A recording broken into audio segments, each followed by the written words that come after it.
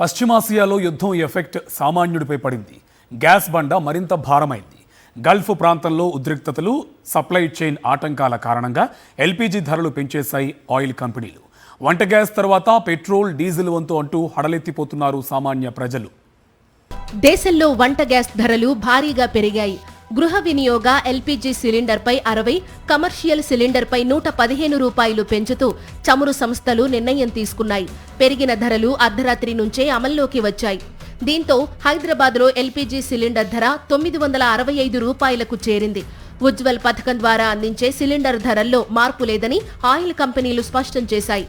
మార్చి 1న కూడా commercial cylinder ధర 28 రూపాయలు పెరిగింది.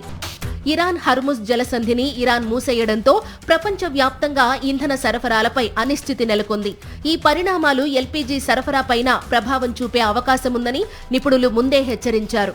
దీంతో ముందస్తు చర్యలు తీసుకున్న కేంద్రం ఎల్పీజీ సరఫరాలో గృహ వినియోగదారులకే తొలి ప్రాధాన్యం ఇవ్వాలని చమురు మార్కెటింగ్ సంస్థలకు స్పష్టం చేసింది. ఎల్పీజీ ఉత్పత్తి పెంచాలని అన్ని రిఫైనరీలకు సూచించింది. పౌరులకు అందుబాటు ధరలో ఇంధన లభ్యత ఉండేలా చూడడం తమ తొలి ప్రాధాన్యత అన్నారు కేంద్ర మంత్రి హర్దీప్ సింగ్ పూరి. భారత్కు ప్రధానంగా ఖతార్ నుంచి ఎల్పీజీ దిగుమతులు జరుగుతాయి. తాజా ఉద్రిక్త పరిస్థితుల నేపథ్యంలో ఖతార్ నుంచి సరఫరాలు నిలిచిపోయినట్లు సమాచారం. దీంతో ప్రత్యామ్నాయ మార్గాలపై కేంద్రం దృష్టి సారించింది.